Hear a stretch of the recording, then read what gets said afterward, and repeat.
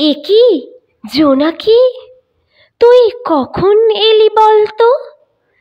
একলা এই বাদলায় কেন কলকাতায় এলি তুই? এই সারা রাত জ্বলা চিরদীপমালা দেয়ালে আলোয় তোর সঙ্গী সব পাড়াগাঁর পথে সারা রাত ঘন অন্ধকারে জ্বলছে। কোন সরকার দরকারে তার এই শহরে তোকে সফরে আজ পাঠালো?